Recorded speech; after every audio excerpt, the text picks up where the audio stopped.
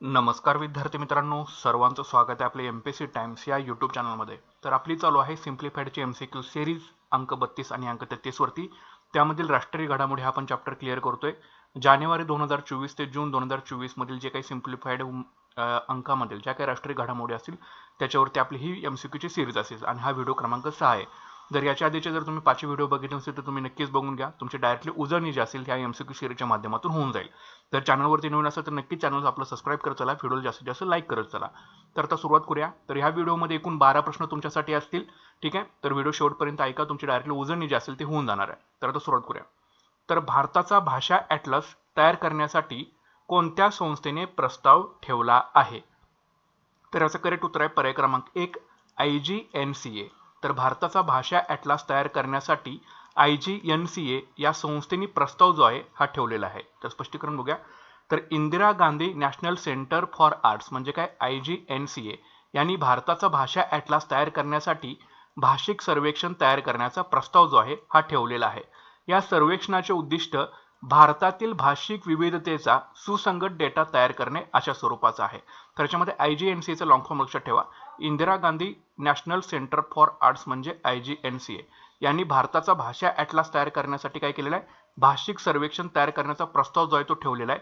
आणि या सर्वेक्षणाचे उद्दिष्ट भारतातील भाषिक विविधतेचा सुसंगत डेटा तयार करणे अशा स्वरूपाचा आहे। पुढचा प्रश्न बघूया, प्रश्न क्रमांक 2। पंतप्रधान नरेंद्र मोदी यांनी 26 फेब्रुवारी 2024 रोजी सिक्कीम मधील कोणत्या स्थानकाचे भूमिपूजन केले? तर याचं करेक्ट उत्तर आहे रांगपो म्हणजे पर्याय क्रमांक 1। तर पंतप्रधान नरेंद्र मोदी यांनी 26 फेब्रुवारी 2024 रोजी सिक्कीम मधील रांगपो या स्थानकाचे भूमिपूजन जे आहे ते केलेले आहे। स्पष्टीकरण बघूया। 26 फेब्रुवारी 2024 रोजी पंतप्रधान नरेंद्र मोदी यांनी सिक्कीम मधील पहिल्या रेल्वे स्थानकाचे भूमिपूजन केले, ज्याचे नाव रांगपो आहे। लक्षात ठेवा, हे पहिलं रेल्वे स्थानक आहे सिक्कीम मधील, त्याचं नाव आहे रांगपो। हे स्थानक पश्चिम बंगालमधील सेवेको आणि सिक्कीम मधील रांगपो पर्यंतच्या 45 किलोमीटर लांबीच्या रेल्वे मार्गाचा भाग असेल। हे जे रेल्वे स्थानक आहे रांगपो नावाचं, हे पश्चिम बंगालमधील सेवोको ते सिक्कीम मधील रांगपो पर्यंतच्या 45 किलोमीटर पर्यंतच्या लांबीच्या रेल्वे मार्गाचा भाग असेल। तर निश्चितपणे हा प्रश्न तुम्ही लक्षात ठेवा। पुढचा प्रश्न बघूया, प्रश्न क्रमांक 3। IIT मद्रासने कर्करोगावर उपचारासाठी कोणत्या प्रकारच्या भारतीय मसाल्यांच्या वापराचे पेटंट प्राप्त केले? तर याचं करेक्ट उत्तर आहे नॅनो ऑन्कोलॉजी म्हणजे पर्याय क्रमांक 3। तर IIT मद्रासने कर्करोगावर उपचारासाठी नॅनो ऑन्कोलॉजी या भारतीय मसाल्याच्या वापराचे पेटंट जे आहे हे प्राप्त केलेले आहे। लक्षात ठेवा। तर स्पष्टीकरण बघा। IIT मद्रासच्या संशोधकांनी कर्करोगावर उपचारासाठी भारतीय मसाल्यांच्या नॅनो ऑन्कोलॉजीचा वापर करून पेटंट प्राप्त केले। पारंपरिक कर्करोग उपचार थेरपीपेक्षा नॅनो ऑन्कोलॉजीचे अनेक फायदे आहेत, जसे की विषारी दुष्परिणामांचा अभाव। तर निश्चितपणे हे प्रश्न तुम्ही लक्षात ठेवा।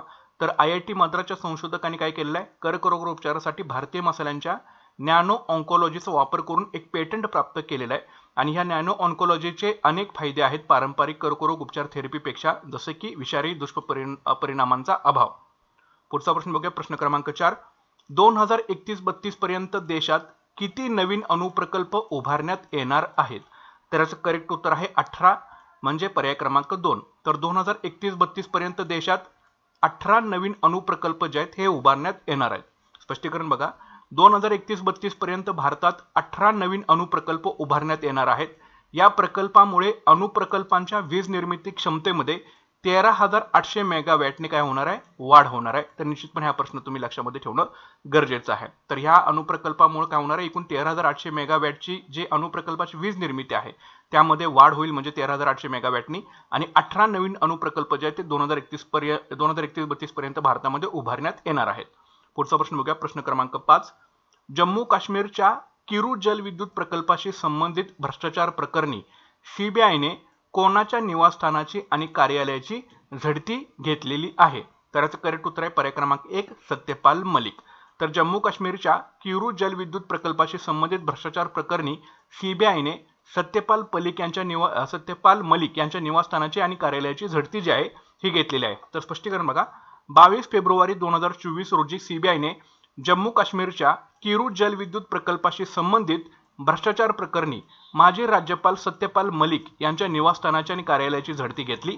हा प्रकल्प चिनाब नदीवर असून NHPC, JKS PDC आणि PTC यांच्या संयुक्त उपक्रमाने विकसित केलेला आहे. हा किरू जलविद्युत प्रकल्प जो आहे हा या चिनाब नदीवरती आहे आणि हा प्रकल्प NHPC, JKS PDC आणि PTC यांच्या संयुक्त उपक्रमाने विकसित केलेला आहे. आणि याच्याच भ्रष्टाचार प्रकरणी जो आहे या किरू जलविद्युत प्रकल्पाच्या भ्रष्टाचाराशी संबंधित माजी राज्यपाल सत्यपाल मलिक यांच्या निवासस्थानाची CBIने काय केली होती, झडती जी आहे ती घेतलेली होती. कार्यालयाच्या निवासस्थानाची, लक्षात ठेवा. पुढचा प्रश्न बघा, प्रश्न क्रमांक 6. भारतातील पहिले गतिशक्ती संशोधन पीठ कोणत्या भारतीय व्यवस्थापन संस्थेशी स्थापन करण्यात आलेलं आहे? तर याचं करेक्ट उत्तर आहे IIM शिलाँग. ठीक आहे, लक्षात ठेवा. तर भारतातील पहिले गतिशक्ती विद्यापीठ गतिशक्ती संशोधन पीठ जे आहे हे कोणत्या भारतीय व्यवस्थापन संस्थेशी म्हणजे संस्थेमध्ये स्थापन करण्यात आलेलं आहे? तर ते आहे IIM शिलाँग मध्ये. तर लक्षात घ्या.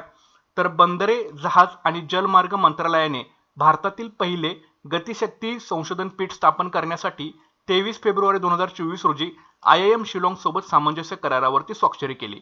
या उपक्रमाचा उद्देश ईशान्य प्रदेशावर लक्ष केंद्रित करून मल्टी मॉडल लॉजिस्टिक मधील शैक्षणिक संशोधन वाढवणे अशा प्रकारचा याचा उद्देश आहे. तर लक्षात ठेवा, हे गतिशक्ती संशोधन पीठ जे आहे हे IIM शिलाँग मध्ये जे ते स्थापन केलं जाणार आहे. यासाठी भारतातील हे पहिलं गतिशक्ती संशोधन पीठ असणार आहे. तर यासाठी बंदरे, जहाज आणि जलमार्ग मंत्रालयानं या IIM शिलाँग सोबत जो आहे तो सामंजस्य करार केलेला आहे. आणि याचा उद्देश असा असणार या उपक्रमाचा म्हणजे गतिशक्ती संशोधन पीठाचा ईशान्य प्रदेशावर लक्ष केंद्रित करून मल्टी मॉडल लॉजिस्टिक मधील शैक्षणिक संशोधन वाढवणे अशा प्रकारचा याचा उद्देश जो आहे तो असणार आहे, लक्षात ठेवा. पुढचा प्रश्न बघा, प्रश्न क्रमांक 7.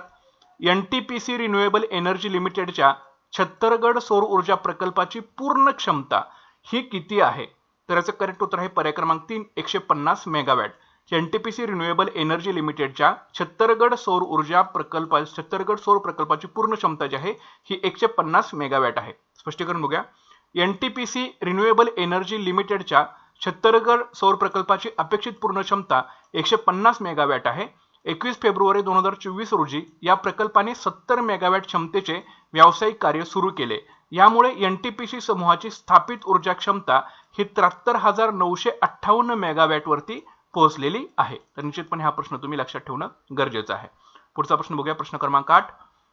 मुदिमान निक्यम गावात सापडलेली बदामी चालुक्य मंदिरे ही कोणत्या कालखंडातील आहेत? तर याचं करेक्ट उत्तर आहे बघा 543 ते 750 म्हणजे पर्याय क्रमांक 2. तर मुदिमान निक्यम गावात सापडलेली बदामी चालुक्य मंदिरे ही इसवी सन 543 ते 750 या कालखंडामधील आहेत, लक्षात ठेवा. तर तेलंगणाच्या नलगोंडा जिल्ह्यातील कृष्णा नदीच्या काठावर वसलेल्या मुदिमान निक्यम गावात 2 बदामी चालुक्य मंदिरे सापडलेली आहेत. बघा, तेलंगणाच्या नलगोंडा जिल्ह्यातील कृष्णा नदीच्या काठावर असलेल्या मुदिमान निक्यम गावामध्ये 2 बदामी चालुक्य मंदिरे जी सापडलेली आहेत. या मंदिराची वयोमर्यादा किमान 1300 ते 15 वर्ष आहे, ज्यामुळे ती बदामी चालुक्य कालखंडामधील ठरतात. ही मंदिरे इसवी सन 543 ते 750 दरम्यान बदामी चालुक्यांच्या राजवटीत बांधण्यात आली होती. या मंदिराबरोबरच एक 1200 वर्षे जुना शिलालेखही सापडला आहे, जो 8व्या किंवा 9व्या शतकातील आहे. मंदिरे रेखा नगारा फॉर्मॅटमध्ये आहेत आणि कदंब नगारा शैलीत जी आहे ती बांधली गेलेली आहेत. ठीक आहे, म्हणजे नगारा फॉर्मॅट म्हणजे नागर आणि जे आहे ते नगारा या शैलीमध्ये जे आहे ते कदंब जे आहे ते रेखा जी आहे ती नगारा फॉर्मॅटमध्ये आहेत, कदंब जी आहे ती नगारा शैलीमध्ये आहेत.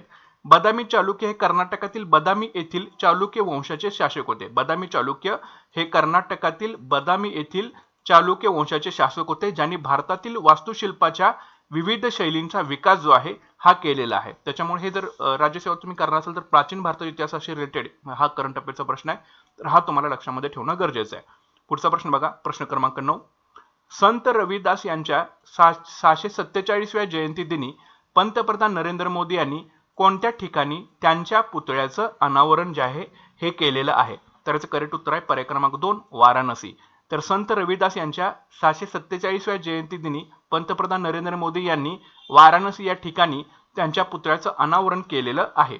तर स्पष्टीकरण बघा, 23 फेब्रुवारी 2024 रोजी पंतप्रधान नरेंद्र मोदी यांनी संत रविदास यांच्या 647व्या जयंती दिनी वाराणसी उत्तर प्रदेश येथे त्यांच्या 25 फूट उंच पुतळ्याचं अनावरण केलं.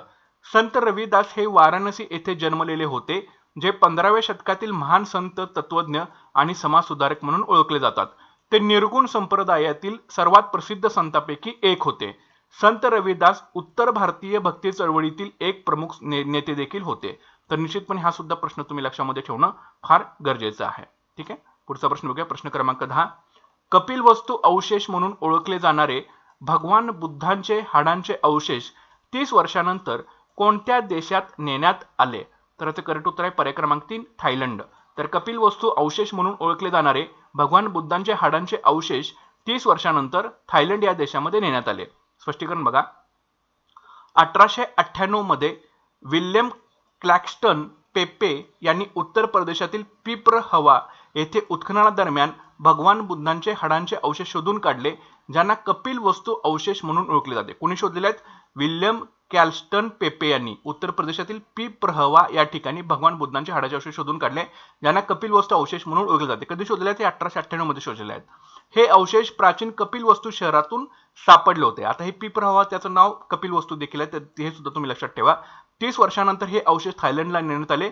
बौद्ध मान्यतेनुसार भगवान बुद्धांनी वयाच्या 80व्या वर्षी कुशीनगर येथे मोक्ष प्राप्त केला आणि त्यांच्या अवशेषांचे विविध स्तूपांमध्ये विभाजन करण्यात आले. सम्राट अशोकाने या अवशेषांचा उपयोग बौद्ध धर्माचा प्रसार करण्यासाठी केलेला होता. ठीक आहे, तर ह्या गोष्टी तुम्हाला याच्यामध्ये लक्षात ठेवणं हे गरजेचं आहे.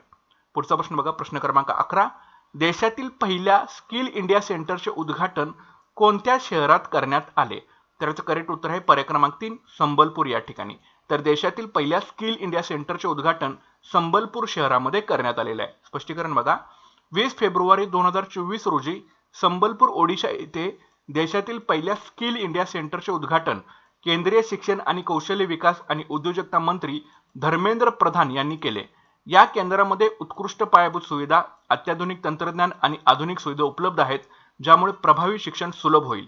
या केंद्राचे उद्दिष्ट 1200हून अधिक विद्यार्थ्यांना सक्षम बनवणे आणि त्यांना 21व्या शतकातील नोकरीच्या बाजारपेठेसाठी आवश्यक कौशल्याने सुसज्ज करणे अशा स्वरूपाचा आहे. तर निश्चितपणे हे प्रश्न लक्षात ठेवा.